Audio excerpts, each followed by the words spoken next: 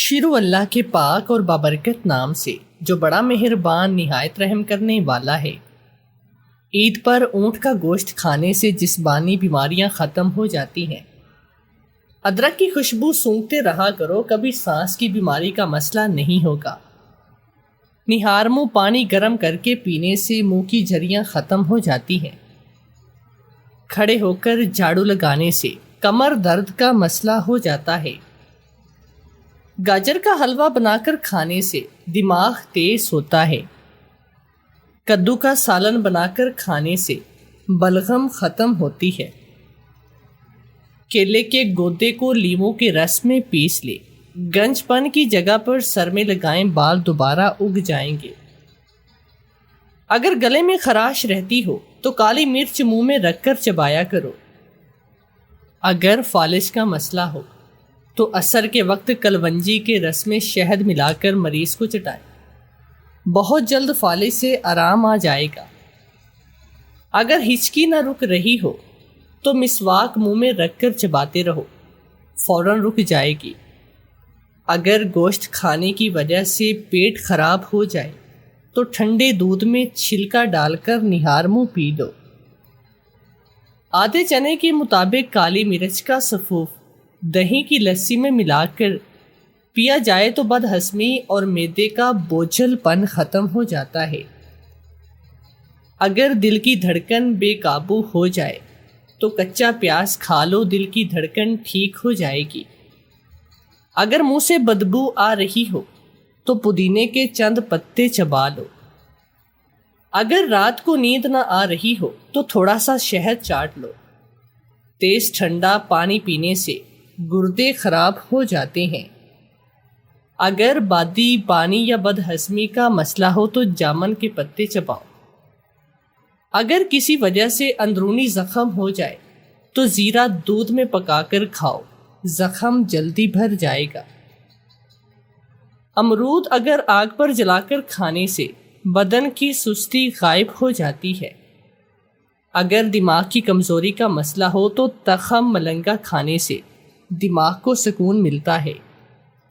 صبح کے وقت پالک کے پتے چبانے سے نظر تیز ہوتی ہے۔ صبح کے وقت گڑے والا باسی پانی پینے سے جسمانی کمزوری نہیں ہوتی۔ پیشاب کرنے سے پہلے پانی پی لینے سے معدہ صاف ہوتا ہے۔ اگر ہاتھ پیلے پڑنے لگ جائیں تو لیموں کا پانی بنا کر پیو۔ ٹوٹا ہوا دانت اگر جلدی اگانا چاہتے ہو تو ٹماٹر کا رس ٹوٹے ہوئے دانت والی جگہ پر لگاؤ۔ ہفتے میں ایک بار کیلا کھانے سے بلڈ پریشر کنٹرول میں رہتا ہے۔ دیسی گھی گرم کر کے کھانے سے سوجن ختم ہو جاتی ہے۔ سونف کی دھونی لینے سے زکام رک جاتا ہے۔ سونف اور خشک دھنیا پیس کر چاٹنے سے پیٹ کی گیس ختم ہو جاتی ہے۔ اگر دمہ یا بلغم کا مسئلہ ہو تو نہار منہ ایک چھوارا کھا لیا کرو۔ کریلے کی سبزی ہفتے میں 2-3 بار کھانے سے موٹاپا اور قبض دور ہو جاتی ہے اور چہرے کی جلد بھی صاف ہو جاتی ہے۔ ارنڈی کا تیل چھاتیوں پر لگانے سے چھائیاں ختم ہو جاتی ہیں۔ بلڈ پریشر بڑھے تو سونف، زیرہ سفید، سبز الائچی کا قہوہ۔ بدہضمی پیٹ درد ہو تو اجوائن پودینہ کا قہوہ پیو۔ لوز موشن متلی ہو تو لونگ دار چینی، لیمن چند قطرے کا قہوہ۔ مسوڑوں پر ورم، دانت درد، نمک، سونٹ، سرسوں تیل ملا کر دانتوں اور مسوڑوں پر ملے۔ بریانی کے چاول ابالتے وقت اس میں تھوڑا سا سرکہ ڈال دیں تو چاول سفید اور الگ الگ رہیں گے۔ اگر بریانی کے چاول نیچے سے لگ جائیں تو دیگچی کی تلی میں تیل اور دہی کی تہ لگا کر اوپر سے چاول ڈالیں تو چاول نیچے سے نہیں لگیں گے۔ چاول کو دم آنے کے بعد چمچے کی بجائے پلیٹ سے ڈش میں نکال لیں، اس سے چاول کبھی نہ ٹوٹیں گے۔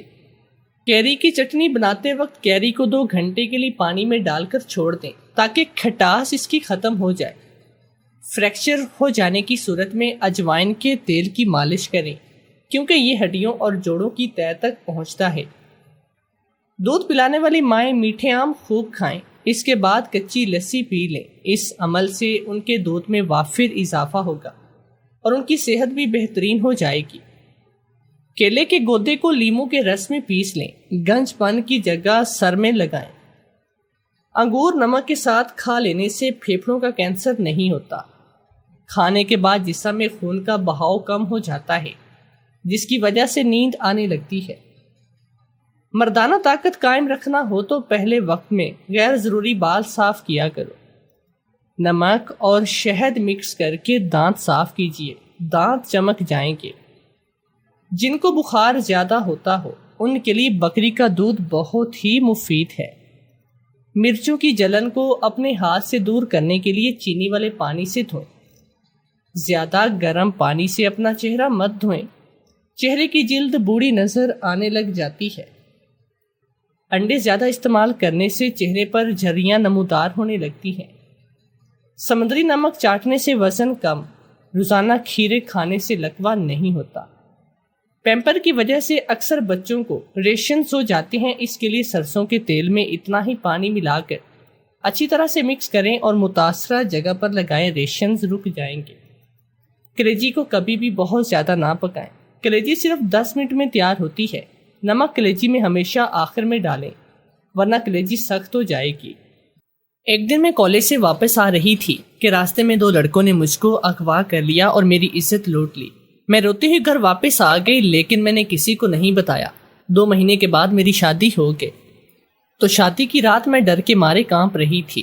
جیسے ہی میرے شوہر نے میرا گھونگھٹ اٹھایا تو میرے منہ سے چیخ نکل گئی، کیونکہ میں دلہن بن کر کمرے میں پہنچی تو خود سے میرا دل باہر آنے کو کر رہا تھا۔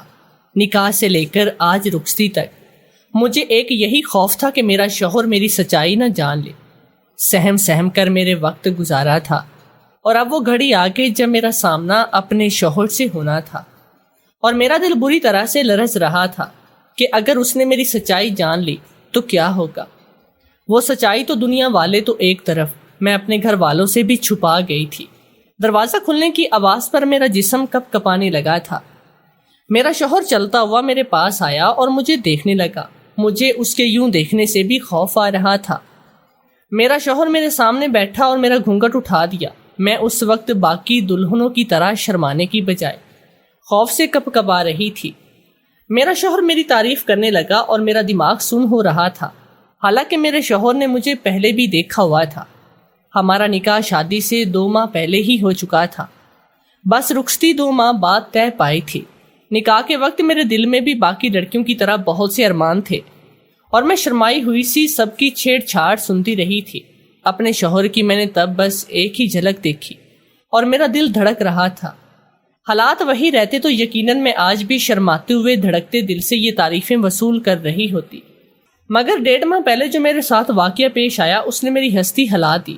میرا دل دنیا سے اور جینے سے ہی اٹھ گیا تھا۔ میں ہر پل خوف کے حصار میں گزارتی آج یہاں پہنچی تھی، اور آج جب میں پورے حق سے ان کے پاس آئی تھی تو خوف سے میرا دل رک رہا تھا۔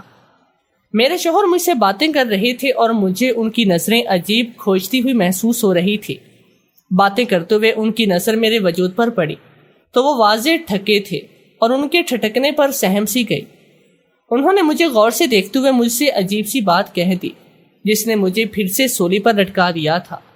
مجھے لگا انہیں میرا راز پتہ چل گیا ہے، اور میری وہ حقیقت جو میں ان سے چھپا رہی تھی شاید وہ سب کچھ جان گئے۔ مگر مجھے تب حیرت ہوئی جب انہوں نے سر جھٹک دیا اور کہا کہ میں تھک گیا ہوں اور یقیناً تم بھی تھک گئی ہوگی، تو کپڑے بدل کر سو جاؤ۔ مجھے ہدایت دیتے ہی وہ سو گئے اور میں اپنی جگہ ساکت سی بیٹھی رہ گئی۔ عجیب انسان تھا، اس نے مجھے چھوا بھی نہیں۔ مجھے اس بات پہ پریشانی ہو رہی تھی اور میرا دل مزید بھاری ہونے لگا تھا۔ میں کپڑے بدلتی بد دلی سے لیٹ گئی، مگر میرے دماغ میں یہ بات جاری تھی کہ پہلے ہی رات میرے شوہر نے مجھے چھونے کی بجائے ادھر ادھر کی باتیں کر کے مجھے سونے کا کہہ دیا۔ پوری رات میں ایسی پریشانی اور خوف سے سو بھی نہیں پائی تھی۔ اگلے روز ولیمہ تھا اور میں بامشکل اپنے چہرے پہ مسکراہٹ سجائی بیٹھی رہی تھی۔ آج بھی میری سب نے بہت ہی تعریف کی، بلا شبہ میں خوبصورت لڑکی تھی۔ پھر شادی کے ہار سنگار نے میرے حسن میں اضافہ بھی کر دیا تھا۔ مجھے یقین تھا آج میرے شوہر مجھے دیکھ کر خود کو حق جتانے سے باز نہیں رکھ پائیں گے۔ میں ڈری ہوئی تھی، مگر میں چاہتی تھی کہ وہ مجھے سراہیں اور اپنا حق وصول کرے۔ اس رات مجھے زیادہ انتظار نہیں کرنا پڑا۔ شوہر کمرے میں آئے اور ان کا مزاج بھی بہت ہی اچھا ہو رہا تھا۔ مجھے تھوڑا بہت ڈر بھی لگ رہا تھا، مگر میں منتظر بھی تھی۔ لیکن اس وقت مجھے شدید دھچکا لگا جب میرے شوہر نے مجھے ولیمے کی رات یہاں وہاں کی باتیں کر کے سونے کو کہا اور خود بھی سونے چلے گئے۔ میں صدمے میں گھری بیٹھی تھی۔ کیا مجھ میں اتنی کشش بھی نہ تھی کہ میرا شوہر میری طرف متوجہ ہوتا؟ میرا دل بری طرح سے ڈوب رہا تھا۔ میری حالت عجیب سی ہونے لگی تھی۔ پہلے ہی میرے اعصاب پر خوف سوار تھا کہ کہیں میرے شوہر پر میری حقیقت نہ کھل جائے۔ اوپر سے میرے شوہر کا عجیب رویہ مجھے بکلاہٹ میں مبتلا کر رہا تھا، اور پھر اسی پر بس نہیں ہوا۔ میرے شوہر بہت ہی اچھے انسان تھے، مجھ سے بہت ہی پیار سے پیش آتے، مگر انہوں نے پورا مہینہ گزار دیا لیکن کوئی رشتے کی بنیاد بھی نہ رکھی تھی۔ میری نفسیات پر بہت ہی گہرا اثر پڑ رہا تھا۔ مجھے پھر سے اپنے ساتھ ہوئے حادثے کے برے خواب راتوں کو جگانے لگے تھے۔ میری حالت دن بدن بگڑتی جا رہی تھی۔ میں ہر وقت ڈری رہتی تھی۔ تیسرا ماہ شروع ہوا تو میرے جسم کی ساخت بدلنے لگی، اور مجھے یہی خوف تھا۔ میں چاہتی تھی کہ اس وقت سے پہلے میرے شوہر سے میرا مضبوط رشتہ بن جائے، مگر ایسا نہیں ہو پایا تھا، اور اب میرا یقیناً میری حقیقت کھل جانی تھی۔ میں مسلسل ذہنی دباؤ میں رہنے کی وجہ سے میری حالت خراب ہو رہی تھی۔ ایک دن میری طبیعت بہت ہی زیادہ بگڑی تو میرے شوہر مجھے ڈاکٹر کے پاس لے گئے۔ ڈاکٹر نے میرا چیک اپ کر کے وہی کہا جس کا مجھے خوف تھا۔ وہ بول رہی تھے کہ میں ماں بننے والی ہوں، اور میری پریگنینسی کو تیسرا مہینہ شروع ہو چکا ہے، اور میں سہمی ہوئی سر ڈال کر بیٹھی تھی۔ اب یقیناً میرے شوہر مجھ سے ختم کر لیتے۔ سارے تعلقات کوئی بھی غیر ندامت انسان یہی کرتا ہے۔ میرا دل چاہا کہ میں چیخ چیخ کر روں، مگر میرا وجود بالکل بے جان اور ٹھنڈا ہو رہا تھا۔ ڈاکٹر صاحب میرے شوہر کو ہدایت دے رہے تھے کہ ذہنی دباؤ کی وجہ سے میری حالت ناساز ہے، اور مجھے اچھی خوراک کے ساتھ ساتھ اچھے ماحول کی بھی ضرورت ہے۔ وہ نہیں جانتی تھی کہ میرا یہ بچہ ناجائز ہے۔ میری آنکھوں میں 6 ماہ پہلے ہوا حادثہ کسی فلم کی طرح چل رہا تھا۔ 3 ماہ پہلے اپنے نکاح سے تقریباً 1 ماہ بعد میں ایک صبح اپنے کالج جا رہی تھی جب مجھے 2 نقاب پوش نوجوانوں نے اغوا کر دیا تھا۔ میں اس وقت ایک سنسان جگہ پر تھی، اس لیے میری چیخو پکار سے بھی کوئی فائدہ نہ ہوا، اور وہ لڑکے وہیں قریب کسی جگہ لے جا کر میری بے بسی کا فائدہ اٹھاتے ہی میری عزت لوٹنے لگے تھے۔ میں نے بہت ہی زیادہ فریاد کی تھی، میں نے بہت ہی واسطے دیے، مگر وہ بہرے ہو چکے تھے۔ میں چیخ چیخ کر رونا چاہتی تھی، مگر میری آواز دبا لی گئی تھی۔ میں کچھ بھی نہیں دیکھ پائی، نہ میں زیادہ کچھ جانتی تھی۔ مجھے بس اتنا یاد تھا کہ ایک لڑکا جس نے میرے ساتھ زیادتی کی، اس کے پورے چہرے پر عجیب سی شکل کا سیاہ ماسک چڑھا ہوا تھا، اور سیاہ شرٹ پر بھی عجیب سا کچھ لکھا ہوا تھا، مگر یہ ثبوت انہیں بعد میں تلاش کرنے کے لیے ناکافی تھے۔ اس روز میں نیم بے ہوش تھی، کچھ دیر تو وہیں پڑی رہی، اور مجھے لگا کہ میں مر جاؤں گی۔ اگر نہ مری تب بھی میں اپنی جان لے لینا چاہتی تھی۔ کچھ دیر کے بعد ان نقاب پوش لڑکوں نے مجھے اسی جگہ پر جا کر چھوڑ دیا جہاں سے وہ مجھے لے گئے تھے۔ میں خود کو سنبھالتی روتی دھوتی گھر پہنچی تو چھوٹی بہن کے علاوہ کوئی بھی نہ تھا۔ میں اپنے کمرے میں جا کر بند ہو گئی اور میں پھوٹ پھوٹ کر رونے لگی۔ مجھے غم اور پریشانی سے بخار ہو گیا تھا۔ راتوں کو میں ڈر جاتی ہوں اور مجھے خواب میں وہ نقاب پوش نظر آنے لگتی تھی۔ چیخیں دبا کر سسکتی تڑپتی آنکھوں میں رات کاٹ دیتی، مگر کبھی کسی کو بتانے کی ہمت بھی نہ کر پاتی تھی۔ گھر والے میرے خیال رکھتے تھے، اور 1 ہفتے کے بخار نے میرے چہرے کی رونق بھی سب چھین لی۔ پھر آہستہ آہستہ میں سنبھلنے لگی، مگر اس سب میں وہ قصہ دب گیا جو میرے ساتھ ہوا تھا۔ آہستہ آہستہ میں اس تکلیف دہ وقت سے نکلنے لگی تھی، اور میرا ان سیاہ خوابوں کا سلسلہ بھی بند ہو گیا تھا۔ میں نے گھر والوں سے وہ بات چھپا لی اور خود کو سنبھال لیا، مگر کچھ وقت مزید گزرا تو مجھے خود میں کچھ تبدیلی سی محسوس ہونے لگی۔ اکثر میرا سر چکرانے لگتا اور مجھے ابکائیاں آنے لگتی۔ میں خوف زدہ ہو گئی۔ مجھے ڈر تھا یہ سب اس روز ہوئے حادثے کا نتیجہ نہ ہو۔ میں چپ چاپ کالج سے لیڈی ڈاکٹر کے پاس چیک اپ کروا گئے۔ میں نے شدت سے دعا کی کہ ایسا نہ ہو جو مجھے خوف ہے، مگر شاید اللہ کو یہی منظور تھا، اور میری رپورٹ کے مطابق یہی آیا کہ میں حاملہ ہوں۔ میں بہت روئی اور اللہ سے گیلے کیے کہ میرے ساتھ ہی ایسا کیوں ہوا۔ اب میں کہاں جاتی اور کیسے اپنی حالت کا ذمہ دار میں کس کو ٹھہراتی؟ میری بے گناہی اور پاکیزگی کا کون گواہ بنتا؟ میں جانتی تھی مجھے ہی گنہگار سمجھا جاتا۔ گھر آ کر میں گمسم سی رہنے لگی۔ گھر میں امی ابو دونوں جاب کرتے تھے اور چھوٹی بہن نہ سمجھ تھی، اس لیے میری حالت کو بیماری کا تصور کر دیا گیا۔ میری ذہنی حالت ابتر ہوتی جا رہی تھی۔ پھر شادی کا شور اٹھا تو میں سہم سی گئی۔ کیا میرا شوہر مجھ پر یقین کرتا بھی یا نہیں؟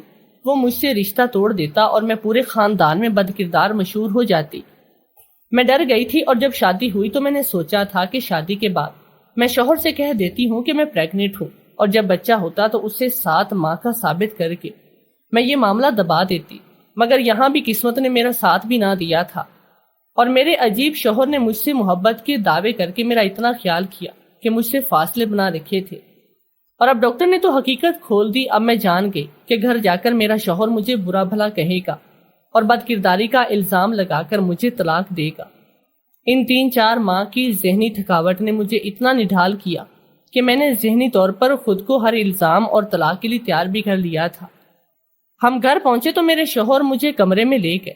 میں خود کو شور شرابہ کے لیے تیار کر رہی تھی، مگر میری حیرت کی انتہا نہ رہی جب دوپہر سے شام اور شام سے رات ہو گئی، مگر میرے شوہر نے مجھے کچھ بھی نہیں کہا، بلکہ وہ مجھے آرام کی تاکید کرنے لگے۔ مجھے لگ رہا تھا کہ میں کوئی خواب دیکھ رہی ہوں۔ آخر کون مرد اتنا ظرف والا کیسے ہو سکتا ہے کہ وہ اپنی اس بیوی کی پریگننسی کا سن چکے تھے، جس کو انہوں نے چھوا تک بھی نہیں تھا، پھر بھی وہ پرسکون تھے؟ ایسا کہاں پر ممکن تھا؟ میں حیران تو خود تھی، مجھے ان کے ظرف پر رشک ہونے لگا تھا اور میرے دل میں مزید ان کی محبت میں گرفتار ہونے لگی تھی۔ مجھے یقین ہونے لگا کہ جس محبت کے وہ دعوے کرتے تھے شاید وہ سچی تھی۔ وقت گزرتا جا رہا تھا اور وہ میرا ہر طرح سے خیال رکھنے لگے تھے۔ میرے لیے وہ پھل لاتے، دودھ بھی اپنے ہاتھ سے پلاتے۔ میں ان سب کو ان کی محبت سمجھتی رہی، مگر پھر بھی کبھی کبھی مجھے ان پر شدید حیرت ہوتی۔ ان کی احتیاط اور اتنا خیال رکھنے پر مجھے دوبارہ کوئی مسئلہ نہیں ہوا تھا، اور میں نے پریگننسی کا سارا وقت سکون سے گزارا تھا۔ اور پھر میں نے شادی کے 7 ماہ بعد ایک صحت مند بچے کو جنم دیا۔ مجھے اس بچے کی قسمت پر بھی افسوس ہو رہا تھا جو ناجائز بچہ تھا، اور اس کی قسمت میں شاید باپ کی محبت نہیں تھی۔ سچ تو یہ تھا کہ مجھے بھی اس بچے سے زیادہ محبت یا لگاؤ محسوس نہیں ہو رہا تھا، مگر میرے عجیب و غریب شوہر نے یہاں بھی مجھے غلط ثابت کیا، اور اس بچے کو جس کے باپ کا کچھ پتہ نہیں تھا اتنا پیار اور محبت دی کہ میں ساکت رہ گئی۔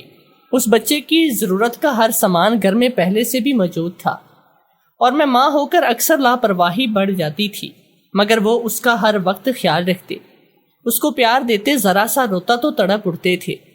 میں حیرت زدہ سی ان کی محبت دیکھ رہی تھی، خوشی کی بجائے میں عجیب سا دباؤ سا محسوس کرنے لگی تھی۔ آخر کوئی اتنا اچھا اور بہترین کیسے ہو سکتا ہے؟ مجھے لگا بس اس میں انسانیت بہت زیادہ تھی، اور شاید وہ ساری محبت جو مجھے دی گئی وہ بھی انسانیت کے ناطے تھی۔ میں ان کی محبت اس بچے کے ساتھ دیکھ دیکھ کر پاگل ہونے لگی تھی۔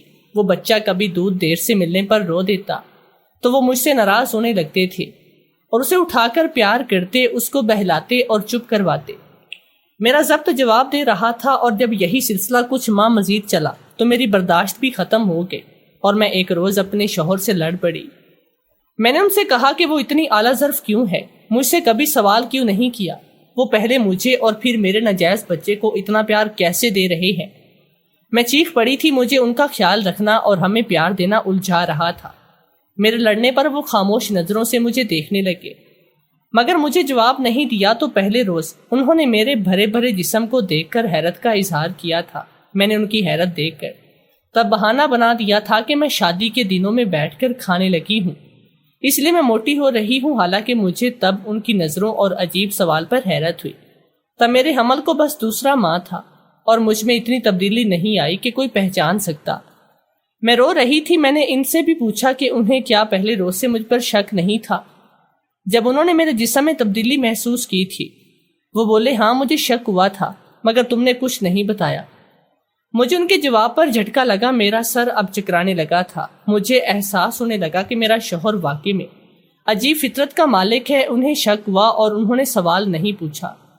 نہیں، ایسا کیوں اور کب؟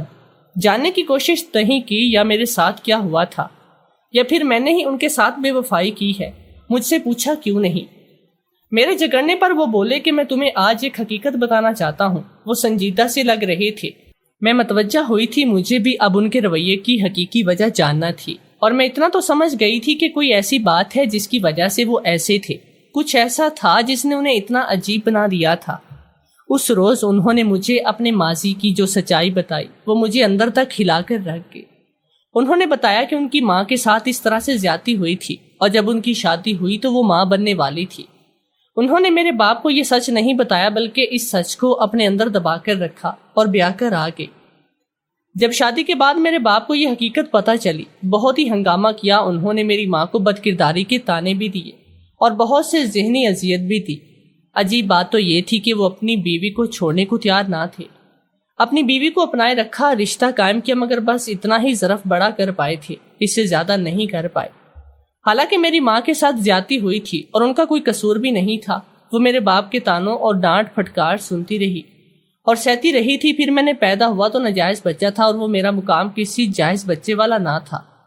یہاں بھی میرے باپ نے ظرف بڑا کیا اور مجھے اپنا نام دیا، مجھے گھر میں رکھا، پڑھایا اور دکھایا بھی، مگر ایک فرق رہ گیا، کیونکہ میں ناجائز تھا جس کی حقیقی باپ کی کوئی خبر بھی نہ تھی، تو وہ مجھے اپنی ماں کے شوہر سے سگے والے باپ کی محبت نہ ملی۔ میرے پاس بظاہر دنیا کی ہر آسائش تھی، مگر ماں باپ کا مکمل پیار اور توجہ کبھی نہ ملی تھی۔ پھر میرے اور بھائی بہن پیدا ہوئے، وہ میری ماں کی جائز اولادیں تھی، وہ میرے باپ کی سگی اولادیں تھی، اس لیے ان کا مقام الگ تھا، انہیں توجہ اور محبت ملی، ان کی شخصیت بہترین تھی۔ یہ فرق دیکھ دیکھ کر میں بڑا ہو رہا تھا اور میری ذات میں ایک بڑا خلا رہ گیا تھا۔ میرے اندر بہت سی برائیاں جنم لینے لگی تھی، میرے اندر عورت کے خلاف زہر بھر گیا تھا۔ میں اپنی ماں سے اکثر لڑتا، جب اپنی ماں سے یہ گلہ کرتا کہ جب شادی سے پہلے ان کے ساتھ زیادتی ہوئی تو انہوں نے میرے باپ کو کیوں نہیں بتایا۔ انہیں چاہیے تھا کہ وہ اپنے ہونے والے شوہر کو پہلے سے سچائی بتاتی اور ان کو فیصلے کا حق دیتی۔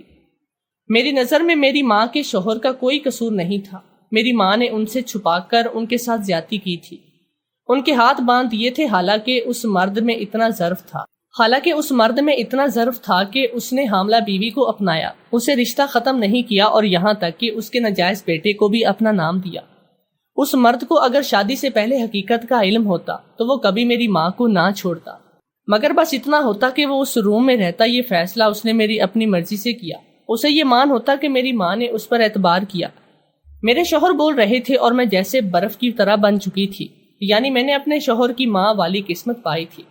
تو یہ تھا وہ ماضی جس کی وجہ سے انہوں نے شک ہونے پر مجھ سے سوال نہیں کیا، بلکہ حقیقت پتہ چلی تو لڑکے نے یا مارنے کی بجائے دل سے اپنا لیا۔ میرے شوہر نے میری طرف دیکھا اور مجھ سے کہا کہ تم سے میرا سوال یہی ہے کہ تم نے مجھے کیوں چھپایا؟ وہ سب کیا تم نے اس سب میں شامل تھی؟ کیا تمہارا کسی سے ناجائز تعلق تھا؟ میں ان کے سوالات پر تڑپ رہی تھی۔ میں نے جلدی سے نفی میں سر ہلا کر انکار کیا اور انہیں یقین دلانے لگی کہ ایسا کچھ بھی نہیں ہے۔ میں نے قسم کھائی اور کہا میں بے قصور ہوں، میں ان نقاب پوش نوجوانوں کو نہیں جانتی، ان کی شکل تک نہیں دیکھی، میں پاکیزہ ہوں اور میرا کبھی کسی غیر مرد سے ایسا کوئی بھی تعلق نہیں تھا۔ میں نے اگر اپنے دل میں کسی کو رکھا تھا تو وہ میرا شوہر تھا۔ میرے یقین دلانے پر وہ بولے کہ جب ایسا تھا تو کیوں چھپایا، خود کیوں نہیں بتایا مجھے؟ تمہارے ساتھ تو زیادتی ہوئی تھی، تم تو خود بھی مظلوم تھی، پھر کیوں خوف زدہ تھی؟ کیا بات تھی آخر؟ کیوں میری ماں والی بے وقوفی دہرائی تھی؟ میں ان کے سوالات پر نڈھال سی ہو گئی۔ میں انہیں کیا بتاتی کہ عورت صرف الزام تراشی سے ڈرتی ہے، مجھے بھی یہی خوف تھا، مجھ پر یقین نہیں کیا جائے گا، میرے پاس کوئی ثبوت بھی نہ تھا، اور میں ان کو کیا بتاتی کہ آج کے دور میں ایسے اعلیٰ ظرف بھی تو بہت ہی کم ہیں، لوگ تو ایک جھوٹے الزام پر رشتے توڑ دیتے ہیں۔ پھر میں تو خود پر وہ سب جھیل چکی تھی۔